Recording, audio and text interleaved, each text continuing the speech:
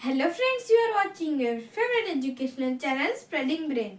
तो आज हम लोग एक बहुत ज़्यादा मैजिकल मैथ का चैप्टर पढ़ेंगे। चैप्टर का नाम है line segment ray and line. So let's start. तो पहले हम लोग हमारा पहला जो टॉपिक आता है वो है प्लेन।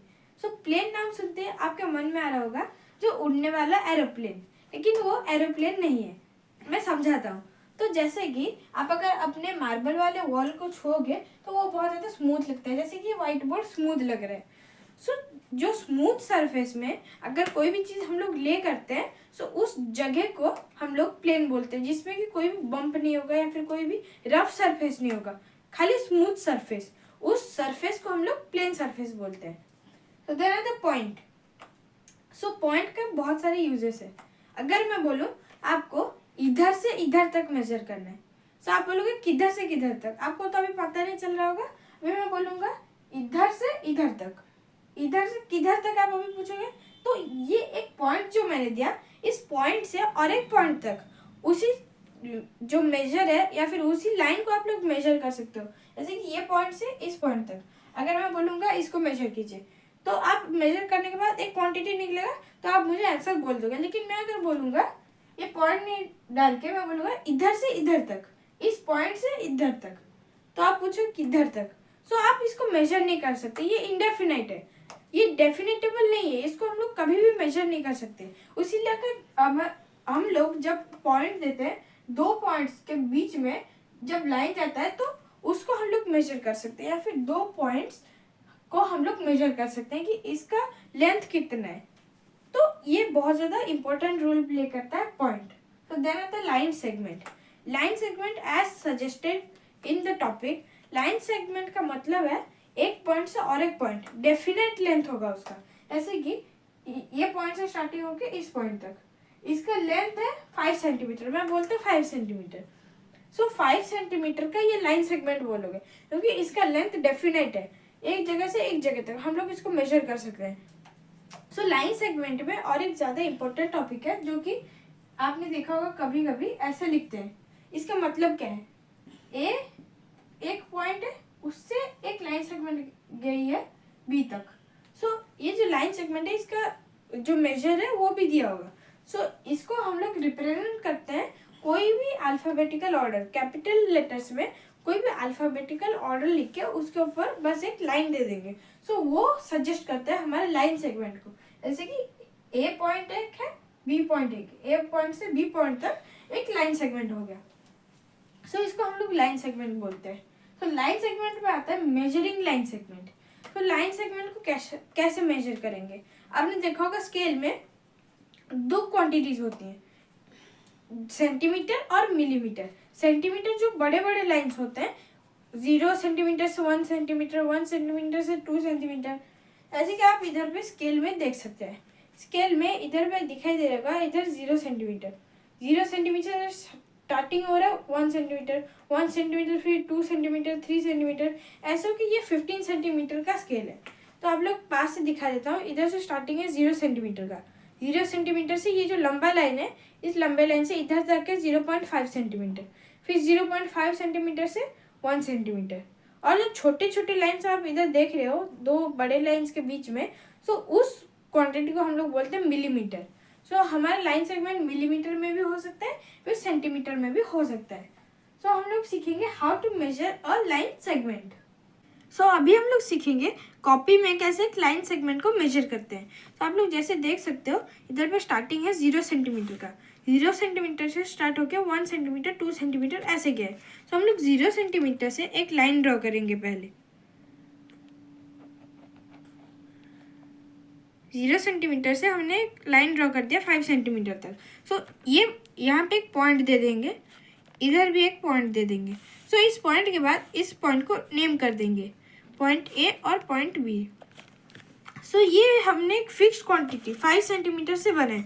और जैसे कि मैं एक नॉर्मली ऐसे ड्रॉ कर देता हूँ, नॉर्मली ड्रॉ करते हैं, इस पॉइंट का नाम दे दिया सी, इस पॉइंट का नाम दे दिया ई।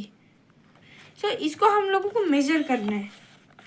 सो आप देखिए 0 सेंटीमीटर से स्टार्टिंग होगा, 0 सेंटीमीटर से इसका पॉइंट आ रहा है 3.9 सेंटीमीटर। सो इसका लेंथ होगा 3.9 सेंटीमीटर। और एक अगर मैं लाइन सेगमेंट नॉर्मली ड्रॉ कर दूँ इधर से इधर तक, सो ये इधर हो जाएगा, ये पॉइंट हो जाएगा। उसके बाद इस पॉइंट का नाम है एफ, इस पॉइंट का नाम है के। सो अगर ये वाला एक पॉइंट है, ये दो पॉइंट्स है, ये एक लाइन सेगमेंट है क्योंकि दो पॉइंट्स है, डेफिनाइट इनका लेंथ होगा।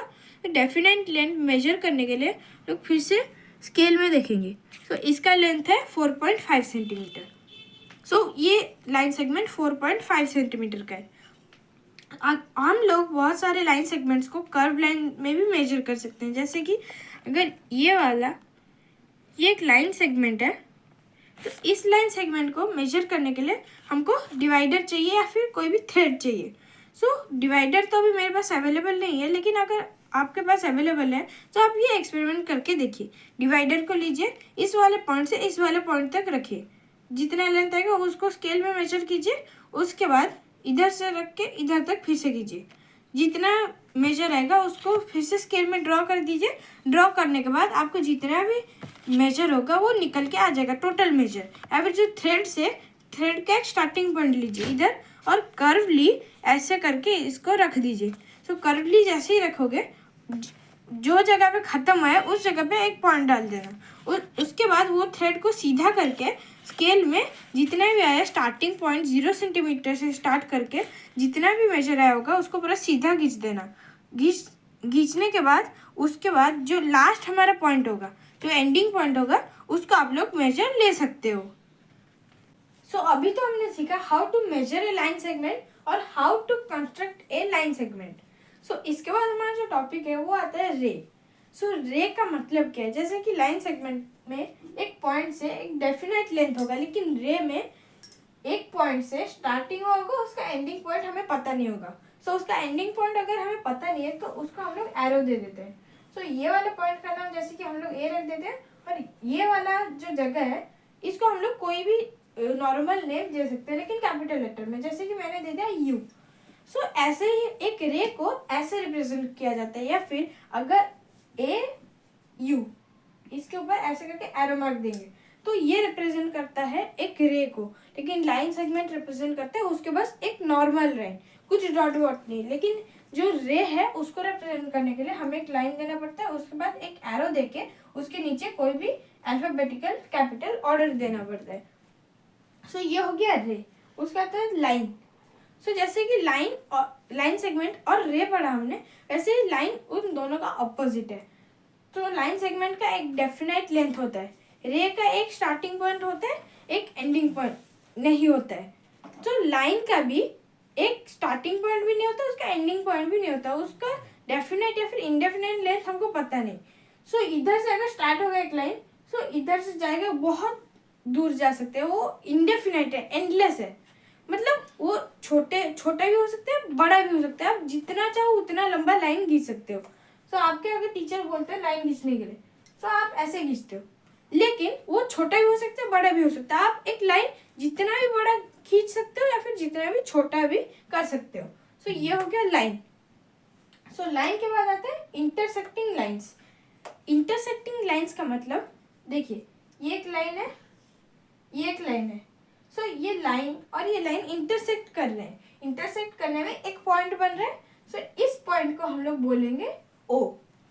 इंटरसेक्टिंग लाइन्स का मतलब two or more lines intersecting in a point is called a intersecting line।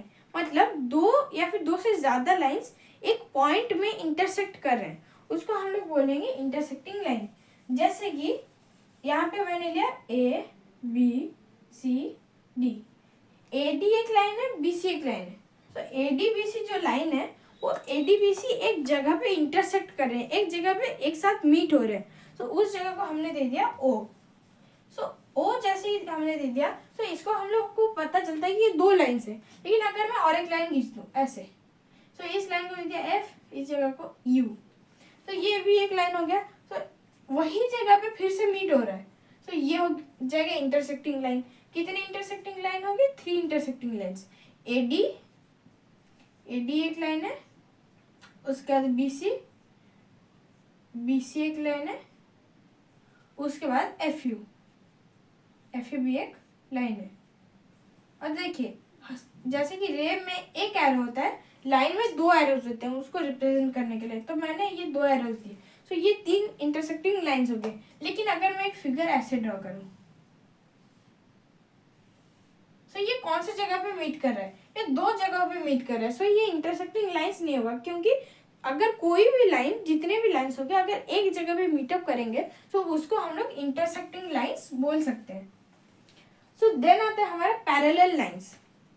Parallel का मतलब आप एक चीज समझ लीजिए, एक लाइन जितना भी लेंथ का होगा दूसरा लाइन भी उतना ही लेंथ का होगा। अगर ऊपर नीचे लेफ्ट राइट उसको बोल सकते हैं। ये है एक पैरेलल लाइन। जैसे कि इसका लेंथ 5 सेंटीमीटर, इसका लेंथ भी 5 सेंटीमीटर, तो 5 सेंटीमीटर का 2 लाइन अगर हो गया तो इसको हम लोग बोल सकते हैं पैरेलल लाइंस। तो पैरेलल लाइंस हो गया। उसके बाद होते हैं कॉन्करेंट लाइंस। कॉन्करेंट लाइंस का मतलब, जैसे कि ये लाइन मैंने बोला, इस लाइन के ऊपर मैंने 3 पॉइंट दिए, ठीक है, P Q R। 3 or more points laying on a line is called a concurrent line। सो 3 से ज्यादा पॉइंट अगर एक लाइन के ऊपर ले करेंगे या फिर एक लाइन के ऊपर आएंगे तो उसको हम लोग कॉन्करेंट लाइन बोल सकते हैं। तो ये तो 3 पॉइंट्स हो गए, लेकिन इसके ऊपर अगर S, यहाँ पे T, तो ये दोनों कॉन्करेंट पॉइंट्स नहीं है, क्योंकि ये एक लाइन के ऊपर ले नहीं कर रहे हैं। यहाँ पे तो 3 पॉइंट्स है P Q R जो कि ले कर रहे हैं लाइन के ऊपर, तो ये होंगे कॉन्करेंट लाइन और ये होंगे उसके कॉन्करेंट पॉइंट्स। लेकिन S और T उस लाइन के ऊपर ले नहीं कर रहे हैं, सो वो नहीं हो सकते कॉन्करेंट पॉइंट्स। और एक एग्जांपल, जैसे कि इधर आप एक लाइन देखिए, एक लाइन है उसके ऊपर 2 पॉइंट्स ले कर रहे हैं S और U। इसको हम लोग कॉन्करेंट लाइन नहीं बोल सकते। क्यों? क्योंकि कॉन्करेंट लाइन में हर वक्त 3 या फिर 3 से ज्यादा पॉइंट्स ले करने चाहिए, उसको हम लोग बोलेंगे कॉन्करेंट लाइंस। और कोलिनियर लाइंस का मतलब एक पॉइंट के ऊपर 3 या फिर 3 से ज्यादा लाइंस ले करेंगे। एक पॉइंट है, इधर से एक लाइन गया, 2 लाइन और 3 लाइन। तो 3 लाइन जब एक ही पॉइंट पे मीटअप करेंगे, जैसे कि A B C D E और F, तो ये 3 लाइंस है A B D C E F। तो ये तीनों लाइंस एक जगह पे जब मीटअप करेंगे, सो उस पॉइंट में, उस पॉइंट को हम लोग बोलेंगे, या फिर उसको जो पॉइंट पे मीटअप कर रहे हैं सारे लाइंस एक साथ, उसको बोलेंगे कोलिनियर पॉइंट। और ये तीनों हो जाएंगे कोलिनियर लाइंस। सो ये हो गया हमारा कोलिनियर पॉइंट्स और lines. Distinction between a line segment, a ray and a line. तो जैसे कि मैंने पहले से पढ़ाते आ रहा हूँ, लाइन सेगमेंट, रे और अ लाइन। सो उसको हम लोग रिप्रेजेंट कैसे करते हैं, उसका सिंबल से पहले हम लोग डिस्टिंक्शन करेंगे। रुकिए। सो देखिए, रे को कैसे रिप्रेजेंट करते हैं? रे को हम लोग रिप्रेजेंट करते हैं एक ऐसे, एक डॉट देके ऐसे एरो मार्क में रिप्रेजेंट करते हैं। ये हो गया एक रे का रिप्रेजेंटेशन। एक लाइन सेगमेंट को एल एस में लिख रहा हूँ। एक लाइन सेगमेंट को कैसे रिप्रेजेंट करते हैं? बस एक सिंपल सा लाइन। और एक लाइन को कैसे रिप्रेजेंट करते हैं? लाइन को रिप्रेजेंट करते हैं ऐसे एक एरो होगा और ऐसे एक लाइन गया होगा, फिर से एक एरो। तो ये जो 2 एरोज है उसको हम लोग लाइन में रिप्रेजेंट करते हैं। लाइन सेगमेंट को हम लोग बस एक नॉर्मल लाइन, उसमें कोई भी एरो नहीं होगा, लेकिन रे में एक स्टार्टिंग पॉइंट होगा और एक साइड में एरो होगा। तो हम लोग ऐसे रिप्रेजेंट या फिर ऐसे डिस्टिंग्विश करते हैं। और एक हमारा प्रोसेस है जो कि है उनका जो लेंथ, डेफिनेट लेंथ। रे का कोई डेफिनेट लेंथ नहीं होता है। हाँ, एक चीज होता है, उसका एक पॉइंट से स्टार्टिंग होता है, स्टार्टिंग पॉइंट होता है, लेकिन उसका एंडिंग पॉइंट नहीं होता। एक डिस्टिंक्शन है। और लाइन सेगमेंट में एक स्टार्टिंग पॉइंट भी होता है और एक एंडिंग पॉइंट भी होता है, जिसमें कि 2 पॉइंट्स होते हैं। एक लाइन सेगमेंट में 2 पॉइंट्स, रे में 1 पॉइंट, और लाइन में कोई भी स्टार्टिंग पॉइंट नहीं होता कि कोई भी एंडिंग पॉइंट नहीं होता। सो उसमें 0 पॉइंट्स। सो ऐसे हम लोग डिस्टिंक्शन कर सकते हैं। सो आज की क्लास के लिए इतना ही। Thank you.